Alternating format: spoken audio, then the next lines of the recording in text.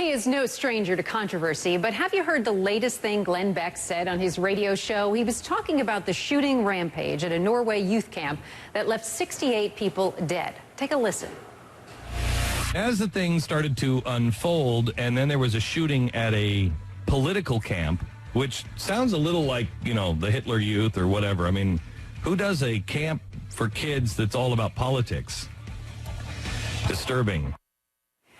Well, that was yesterday. Today, he didn't refer to that comment directly, but did continue making Nazi comparisons, saying he saw parallels between Hitler's statements to the Germans and President Obama's statements to the American public. So the question we want to ask is this: is Glenn Beck actually inciting the kind of hate he's talking about? Joining me now is CNN contributor, Sirius XM radio host, and stand-up comedian Pete Dominick, CNN political analyst and senior analyst for the Tom Joyner radio morning show, Roland Martin, and Michael Harrison, editor and publisher of Talkers Magazine. Glad you're all with us. Thank you, guys. Before I ask what you think of Beck's comments, I want to let our viewers know that we have reached out to Glenn Beck to be on our show today, or at least explain why he said what he said yesterday, but we have yet to hear back from him. Okay, now, Pete Dominick, let's start with you. What do you think of Glenn Beck's comments?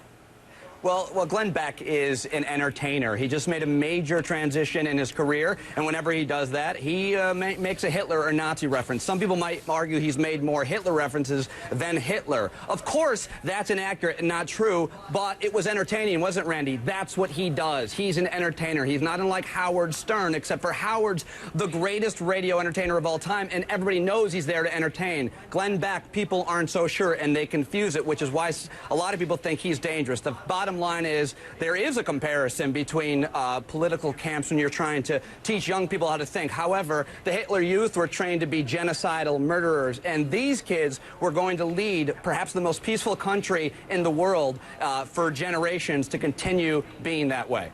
Roland, you know talk radio. You're on talk radio. Was this entertainment?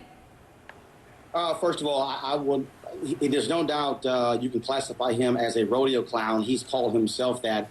I won't call it entertainment, because once you begin to interact and delve into the whole issue of politics, you frankly are separate than some other people. And so I won't try to say, well, he's the same as Howard Stern. Look, if we had to create a Stuck on Stupid segment, Glenn Beck probably will be our top candidate 4 out of 5 days a week. And so he loves to make these ridiculous comments.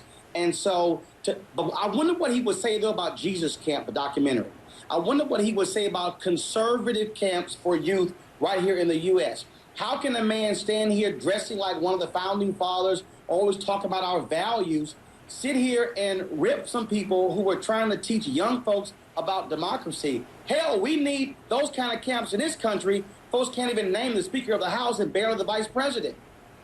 Michael Harrison, what's your take on this? I think Glenn Beck gives us plenty to talk about, and he's really good at that, isn't he? So God bless Glenn Beck. Where would we be if we didn't have him to give us material? That being said, I think when you get into the realm of Nazi comparisons, you're going to have problems, because that's the extreme of hatred. That's the extreme of evil. But there's a degree of truth to everything political, and that's where people like Glenn Beck are able to create such excitement. They take a little grain of truth and they put it into a whole bunch of drama. In terms of this whole entertainment business, I don't know where the line begins and ends, separating from entertainment, from journalism, from news, from documentary. We live in a crazy time, and one person's entertainment is another person's education, and vice versa. Right. Let me just step in here, because there are certainly other radio hosts that have made questionable comments. Don Imus, remember, he called the Rutgers University women's basketball team, quote, nappy-headed hose. There's also Dr. Laura Schlesinger. She used the N-word.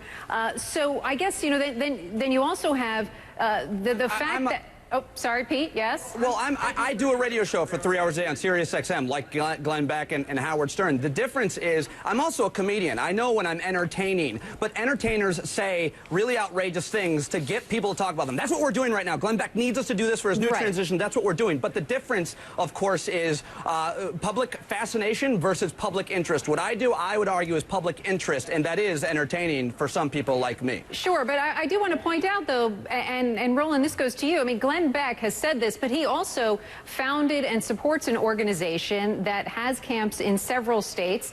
So should he be attacking a camp like this? First of all, he should ask himself, Will he call his own camp that?